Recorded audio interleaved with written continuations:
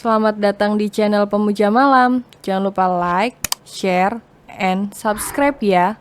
Terima kasih.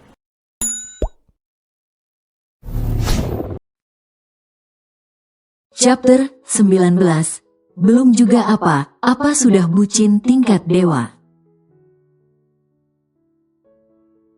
Oh, orang miskin pandai menjawab. Intinya kamu tidak layak berdampingan dengan Alvaro.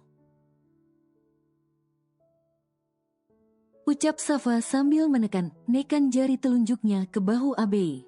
Layak atau tidak ada hubungannya denganmu. Harusnya kamu malu karena sudah ditolak, ucap Abe pedas. Satu tamparan mendarat di pipi Abe. Siapa lagi pelakunya jika bukan Amanda? Jaga bicaramu, kamu dan mamamu sama saja. Ucap Amanda, jangan bawa mamaku. Jawab Abe. Abe bukan orang bodoh. Diam, ia sudah merekam kejadian ini. Dari sejak Amanda dan Safa memintanya untuk melepaskan Alvaro. Dari situ Abe sudah merasakan aura yang tidak baik. Kenapa? Gak terima. Kamu dan mamamu sama jala. Ucap Amanda lagi. Abe sudah hilang kesabaran. Ia langsung menjambak rambut Amanda dan membenturkannya ke pintu toilet. Beruntung pintu tersebut terbuat dari bahan plastik, jadi tidak sampai terluka. Ak, sakit bodoh, teriak Amanda. Mama, jerit Safa. Cepat telepon papamu, katakan Abe mengamuk seperti orang gila. Titah Amanda. Abe melepaskan Amanda. Kemudian ia berlari kecil ke arah Safa dan menendang kakinya. Hingga Safa terjatuh ke lantai. Au, sakit. Safa meringis kesakitan. Aku bisa terima jika kalian menghinaku. Tapi aku tidak terima jika kalian menghina mamaku, ucap Abe. Kedua ibu dan anak itu sudah terduduk di lantai. Amanda menghubungi suaminya untuk meminta pertolongan. Abe tersenyum sinis saat mendengar pengaduan Amanda yang jelas banyak bohongnya. Kalian pikir aku bisa kalian tindas? Tanya Abe. Keduanya tidak menjawab, karena mereka masih menahan rasa sakit akibat ulah Abe. Tidak berapa lama, datang Raksa, Alvaro, Dari dan Dea. Karena mereka sedang berkumpul saat Amanda menelpon suaminya. Apa yang terjadi? Tanya Raksa. Papa, Abe mengamuk, ucap Safa sambil menangis. Sayang, ada apa? Mengapa bisa seperti ini? Tanya Alvaro yang langsung memeluk Abe. Jangan tanya padaku, tanyalah pada mereka berdua, jawab Abe. Ma, ada apa? Tanya Raksa. Di sini Raksa yang dilema. Di satu sisi anak dan istrinya, di sisi lain keponakannya. Abe tiba mengamuk. Kami tidak tahu apa salah kami, jawab Amanda. Amanda kini sudah terlihat berantakan, karena Abe menjambak rambutnya dengan kuat. Untung gak rontok semua rambutnya. Hanya beberapa helai yang jatuh ke lantai. B, bisa kamu jelaskan? Apa benar yang dikatakan oleh tantemu itu? Tanya Raksa. Raksa ingin mengambil jalan tengah. Karena jika ia membela istri dan anaknya, ia takut keponakannya berubah membencinya. Jadi Raksa ambil aman saja. Maaf paman, saya bukan ingin membela siapa. Tapi menurut saya, tidak mungkin Abe marah tanpa sebab jika tidak ada yang memicunya. Kata Alvaro. Benar Tuan Raksa, Abe bukan orang seperti itu. Ujar Dari menimpali. Tapi aku pernah juga dibanting. Batin Dari. Kalau aku yang ngomong, mungkin paman dan yang lainnya tidak percaya. Tapi jika ini, Abe mengeluarkan ponselnya dan memutar rekaman tersebut. Terdengar jelas suara Safa dan Amanda memaki Abe dan mamanya. Raksa tertegun mendengarnya. Dengan tatapan tajam ia menatap ke arah Amanda. Tidak kusangka ternyata kamu sejahat itu. Ucap Raksa pelan, tapi begitu menusuk. Itu tidak benar, Pa. Itu pasti rekayasa Abe. Ucap Amanda membela diri. Abe tersenyum sinis. Ia tidak perlu membela diri dengan cara bicara jujur. Karena kejujuran yang sebenarnya ada di dalam ponsel miliknya. Alvaro pun merangkul Abe dan membawanya keluar dari dalam toilet. Mereka lupa jika saat ini sedang berada di dalam toilet wanita. Alvaro membawa Abe pulang, dan disusul oleh Dari dan Dea. Mereka tidak menyangka jika akan ada kejadian seperti ini.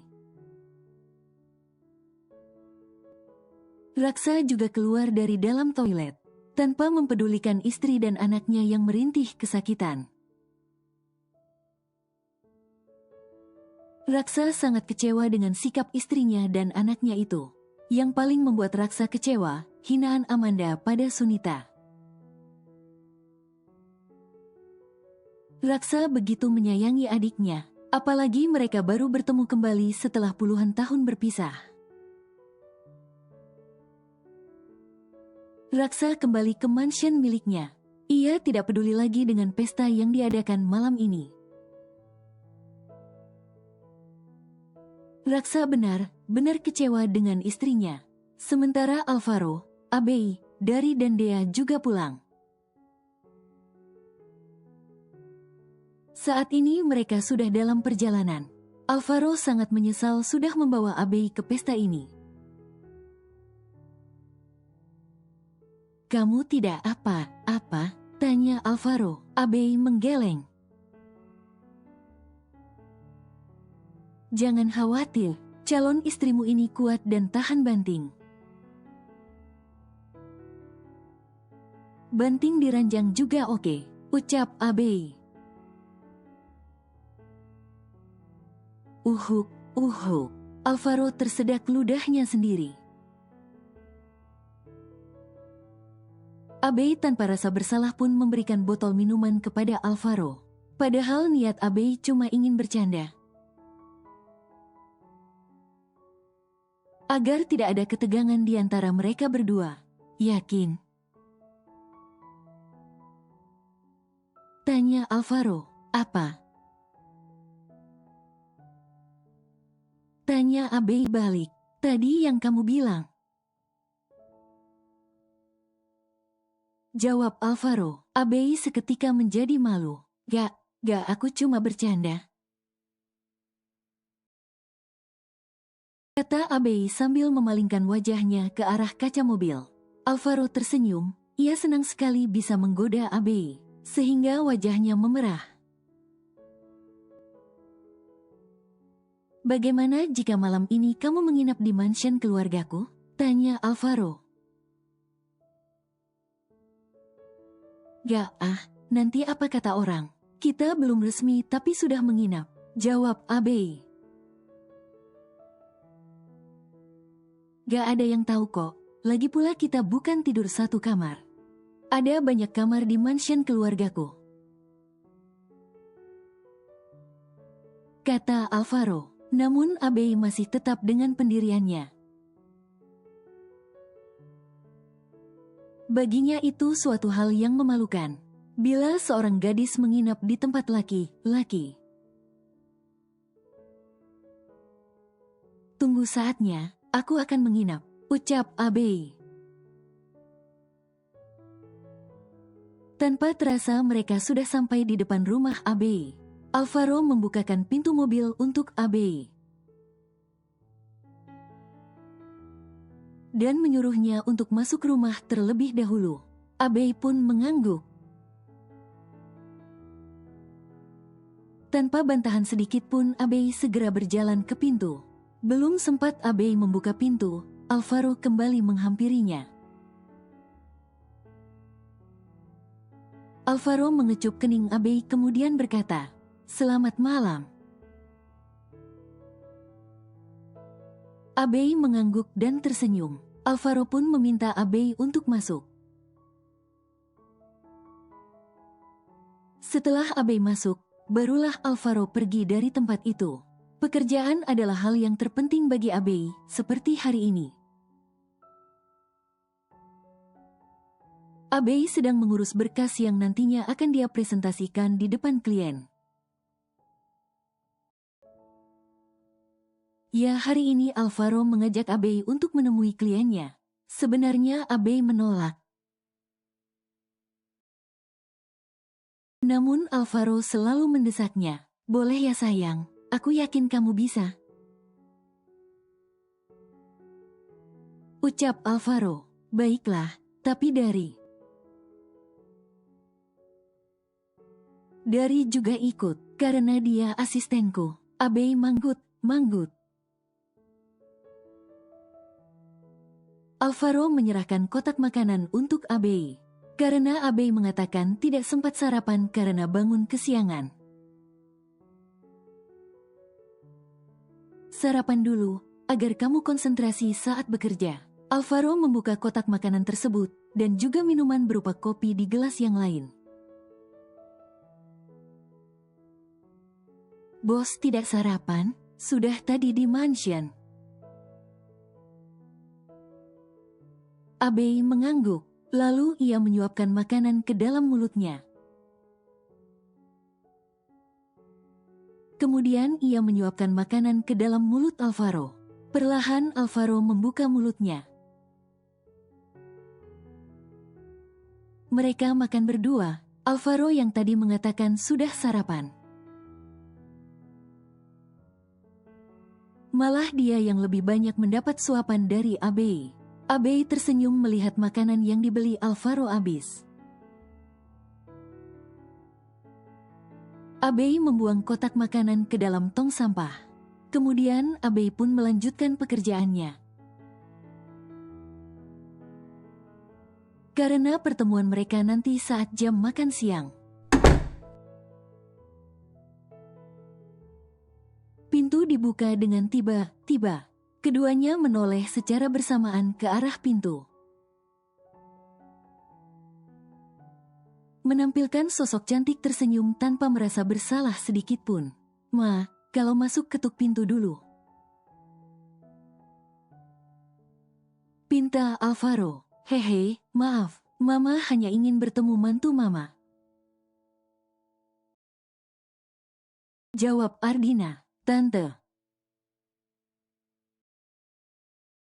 Abe tersenyum kikuk. "Apa tante, panggil Mama dong." "Belum terbiasa, nanti aja deh kalau sudah nikah." "Gak bisa gitu. Pokoknya mulai sekarang panggil Mama," tekan Ardina. Billy masuk dengan perlahan membuka pintu. Tadi ia ditinggal oleh istrinya. Karena saat keluar dari lift, istrinya seperti sudah tidak sabar ingin menemui Abei. Ardina memeluk Abei yang seketika berdiri dari duduknya. Mama merindukanmu sayang. Ucap Ardina, padahal baru beberapa hari gak ketemu. Ucap Alvaro menimpali, diam, jangan mengatai orang jika kamu sendiri juga begitu. Ucap Ardina pedas. Alvaro segera membungkam mulutnya. Ia tidak ingin berdebat dengan sang mama. Apalagi sekarang Ardina lebih perhatian pada Abei. Mama ingin mengajakmu makan siang, sayang. Ucap Ardina. Maaf Ma, lain kali saja ya. Hari ini aku dan Al akan ketemu klien pas makan siang. Jawab Abei. Ya sudah kalau begitu, besok Mama akan ajak kamu dan kamu tidak boleh nolak. Ucap Ardina sedikit mengancam. Ma, Abei hanya bisa makan bersamaku. Ucap Alvaro, nih anak, dari tadi disuruh diam malah nyerocos. Ucap Ardina, Billy hanya geleng kepala melihat tingkah mereka. Oh ya, apa kalian sudah memesan gaun untuk pesta pertunangan kalian? Tanya Billy mulai bersuara. Sudah Pak, semuanya sudah siap hanya tinggal menunggu waktunya saja. Jawab Alvaro. Bagus kalau begitu, jangan sampai sudah dekat hari hanya kalian baru pesan. Kata Ardina, Abei tidak bisa apa-apa. Dia hanya mengikuti kemauan dari calon mertuanya itu. Karena segala persiapan semuanya ditanggung pihak laki-laki. Bahkan jika mengadakan resepsi pernikahan nantinya pun, semua akan ditanggung oleh pihak laki-laki. Kedatangan Ardina dan Billy membuat pekerjaan mereka terbengkalai. Karena Ardina selalu mengajak Abei untuk mengobrol. Sementara dokumen yang nantinya untuk pertemuan belum siap sepenuhnya. Maaf Ma, aku harus menyelesaikan pekerjaanku dulu. Tinggal sedikit lagi, karena nanti siang akan diperlukan. Ucap Abei. Al, daripada kamu diam saja, lebih baik selesaikan berkas itu. Jangan kamu limpahkan terus pada Abei. Ardina menatap tajam Alvaro. Alvaro segera mengambil alih dokumen tersebut dan membawanya ke meja kerjanya.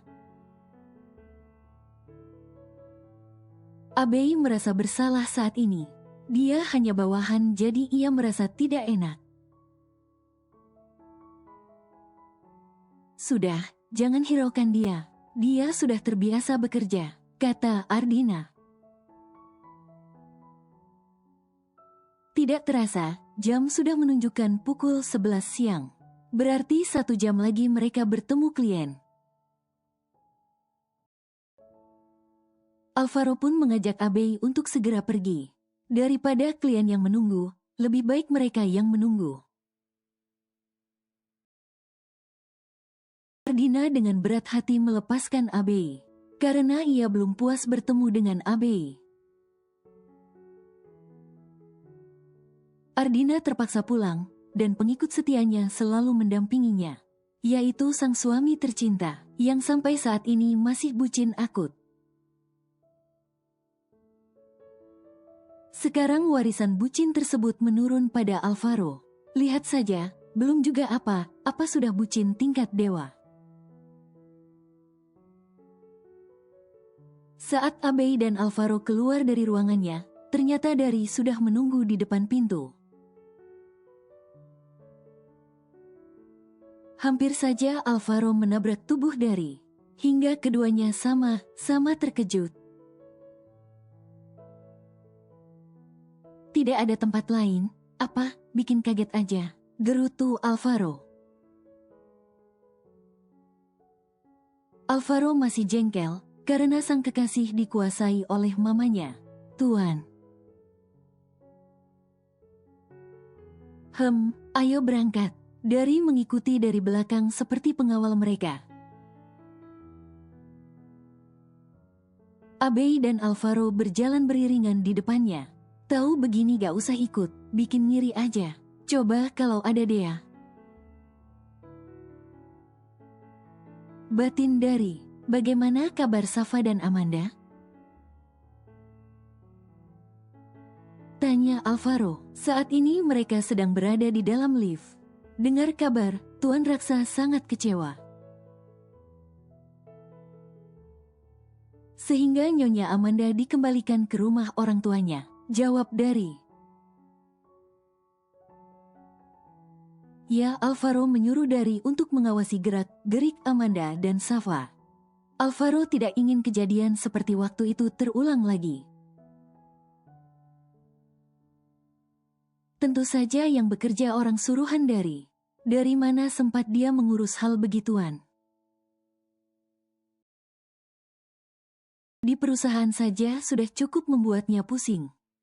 Safa. Tanya Alvaro. Safa ikut Amanda, dan lagi sebentar lagi Safa akan menikah. Karena dia sudah hamil dengan pacarnya itu. Pacarnya masih kuliah semester akhir, begitu juga dengan Safa. Jawab Dari. Alvaro manggut. Sedangkan Abe tidak ingin lagi ikut campur. Jika tidak memandang sang paman yang begitu baik padanya. Mungkin dua orang itu sudah babak belur dihajar oleh Abe. Kamu pakai mobil sendiri jika tidak ingin menjadi orang ketiga. Kata Alvaro. Emang setan, apa? Tanya Abe sambil berbisik. Bukan, tapi nyamuk. Ucap Alvaro dengan suara dikeraskan agar terdengar oleh Dari. Ledek terus, nanti jika aku sudah jadian akan aku balas kalian. Ucap Dari. Tembak cepat, nanti keduluan cowok lain. Ucap Abe. Nanti, setelah acara pertunangan kalian, aku langsung lamar saja dia. Ucap Dari tidak mau kalah. Pembicaraan mereka terhenti. Karena mobil Alvaro sudah mulai bergerak, dan disusul oleh mobil Dari di belakang. Setibanya di restoran tempat yang mereka janjikan, mereka keluar dari mobil setelah memarkirkan mobilnya masing-masing. Alvaro membuka pintu mobil untuk Abe. Selamat datang Tuan. Sapa pelayan restoran. Terima kasih. Ucap Abe. Dari dan Alvaro 11, 12, keduanya hanya terdiam saja.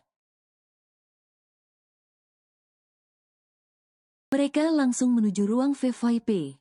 Pelayan segera membuka pintu dan mempersilahkan mereka untuk masuk. Ketiganya duduk di sofa ruangan itu. Pelayan memberikan buku menu. Mereka pun memesan makanan dan minuman seperti keinginan mereka. Tidak berapa lama, klien mereka pun datang. Alvaro, Abe dan Dari langsung berdiri menyambut mereka. Selamat datang Tuan Arnold.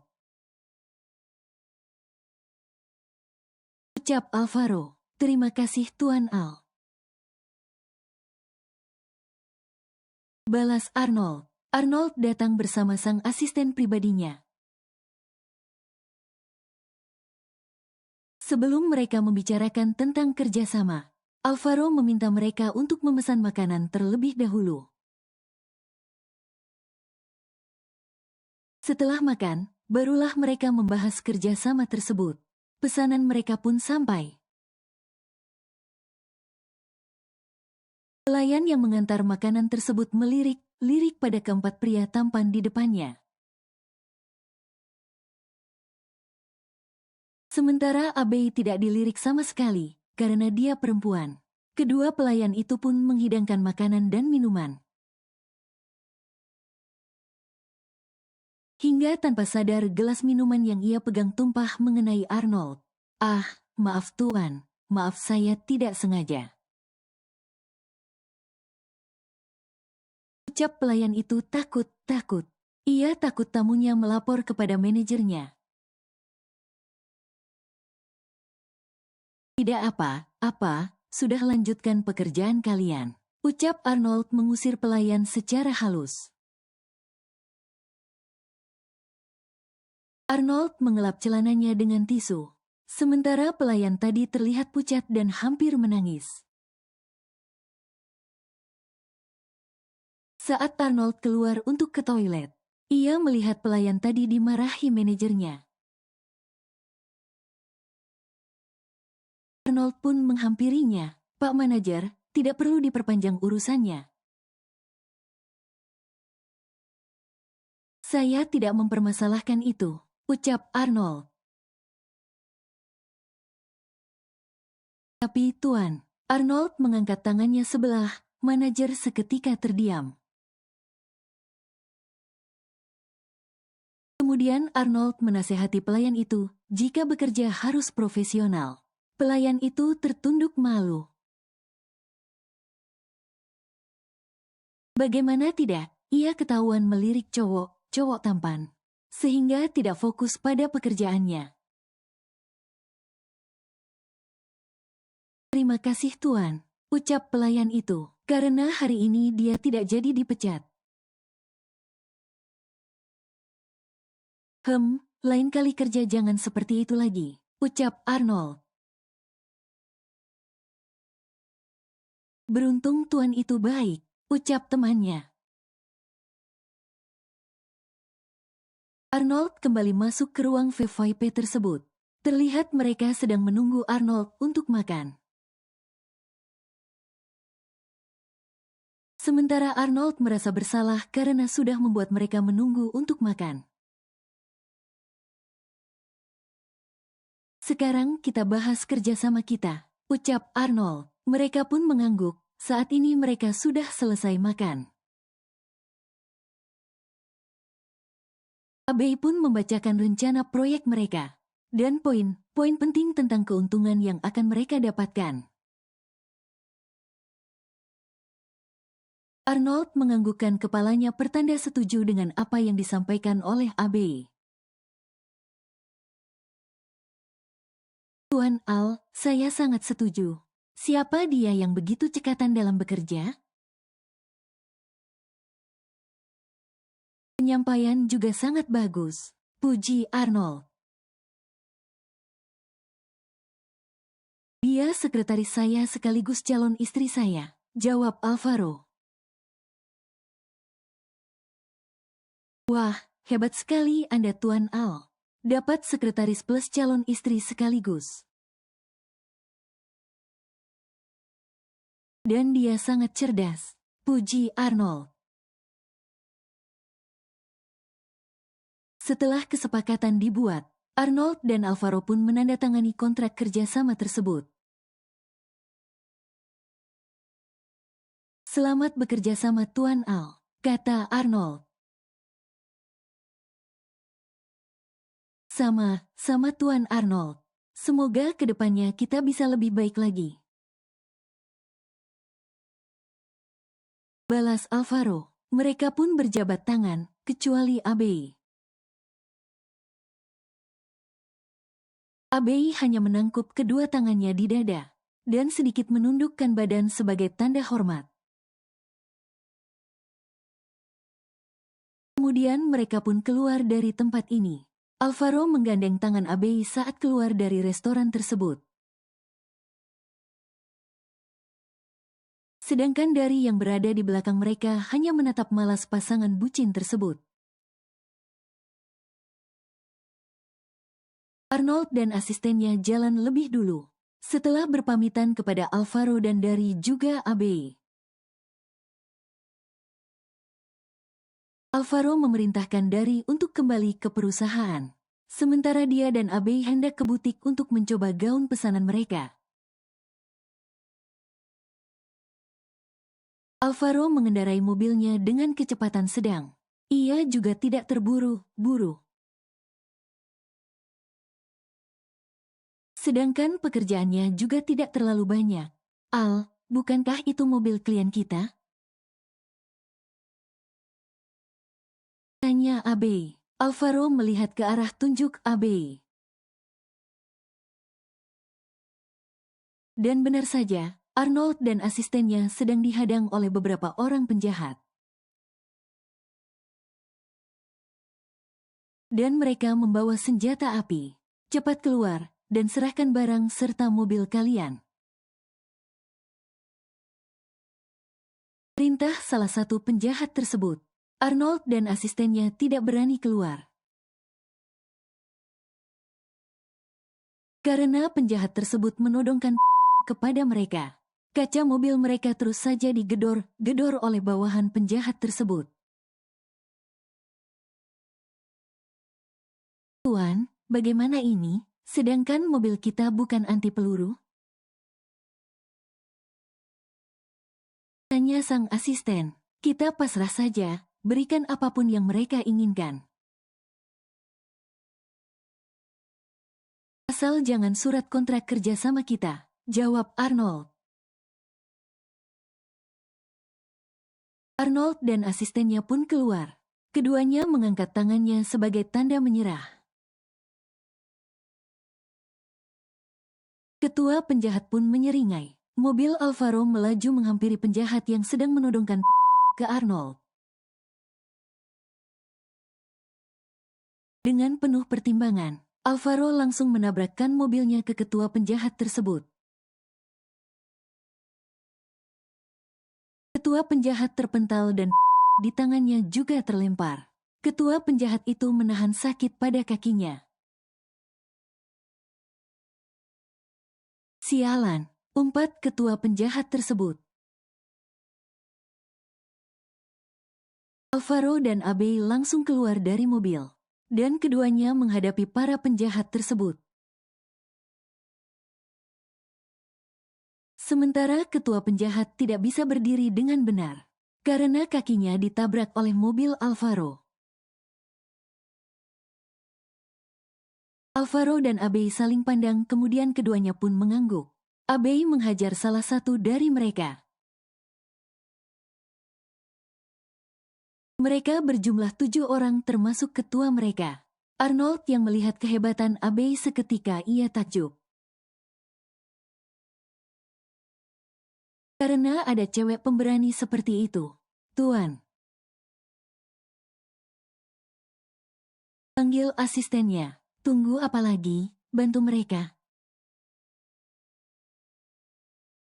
Perintah Arnold. Tapi saya tidak bisa bela diri, Tuan.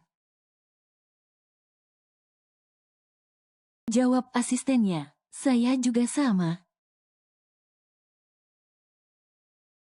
Ucap Arnold. Akhirnya mereka hanya memperhatikan saja. Saat Abe dan Alvaro melawan musuh, hanya butuh waktu 15 menit mereka semua sudah terkapar di tanah. Kemudian Alvaro dan Abe menghampiri Arnold dan asistennya. Kalian tidak apa-apa? Tanya Alvaro. Di luar, mereka tidak bicara formal. Kami tidak apa-apa, terima kasih karena sudah membantu. Maaf kami tidak bisa membantu, kami tidak bisa bela diri, jawab Arnold. Tidak apa-apa, kami berdua sudah cukup. Lagi pula mereka tidak terlalu kuat.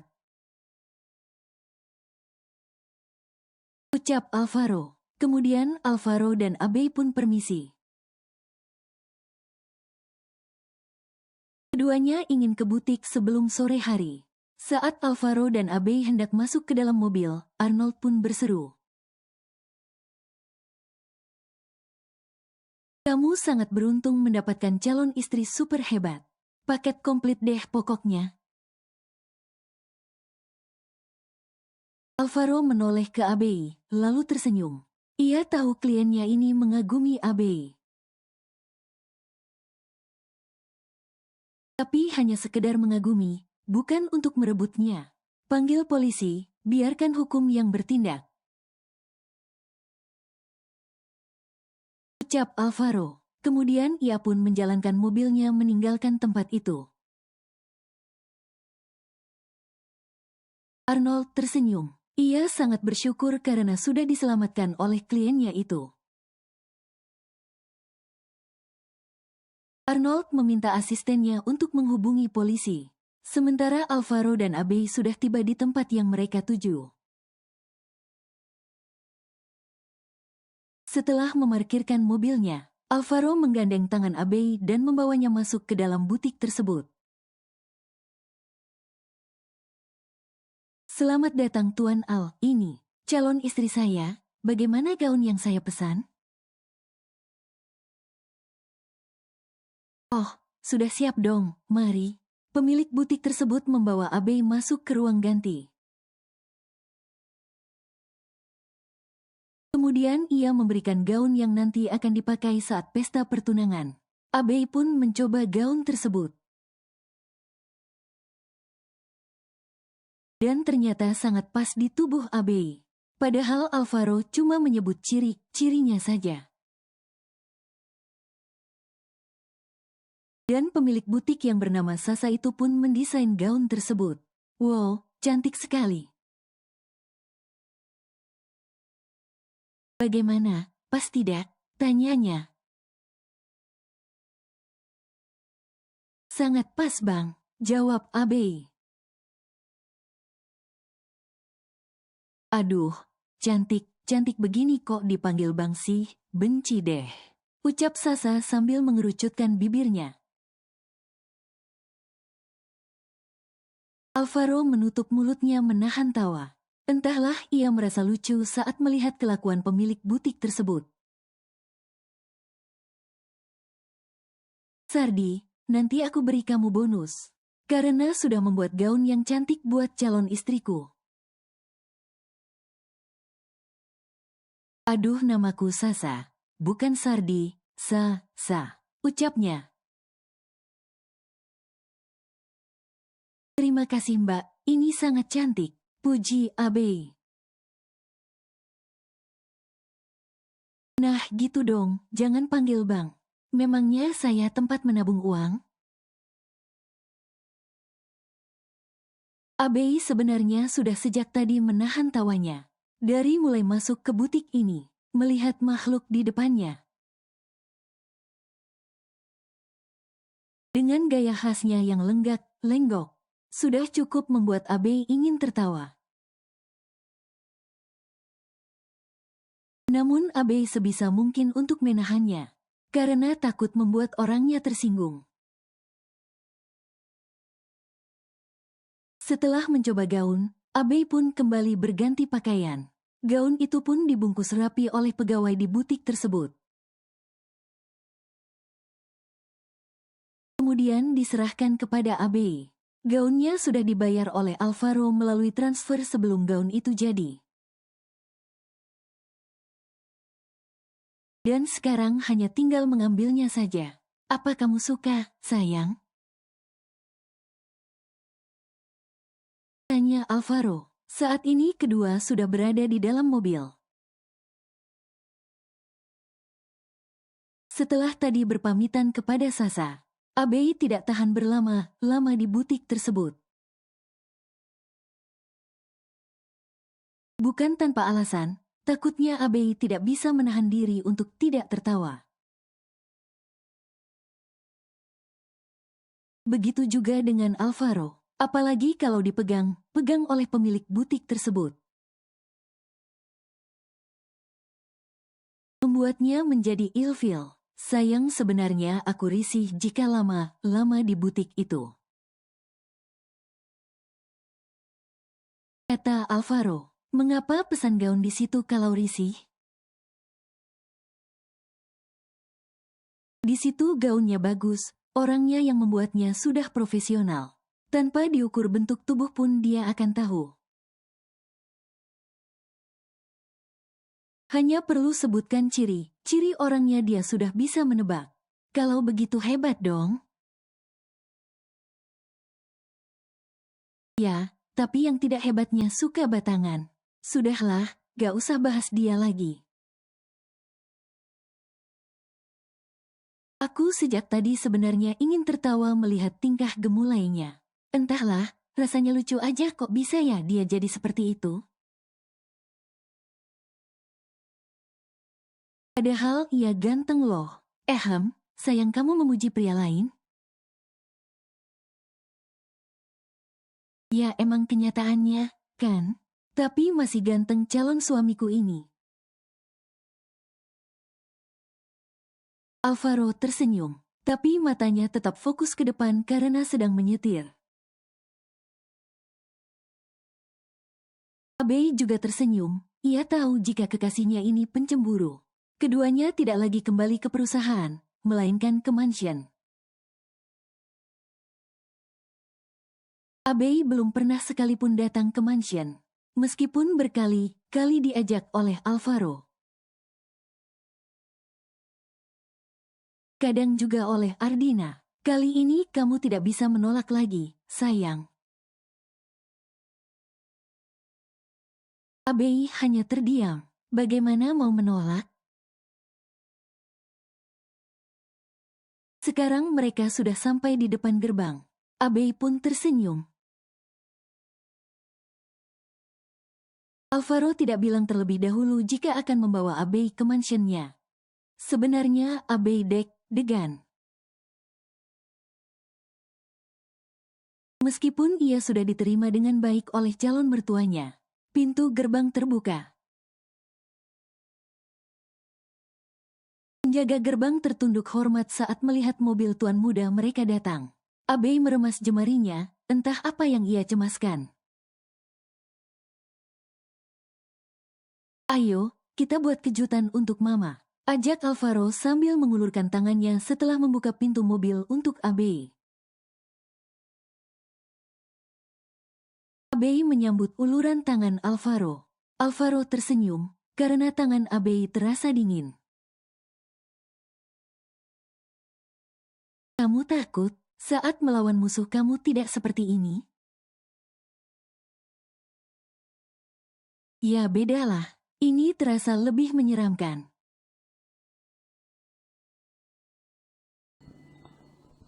Bersambung.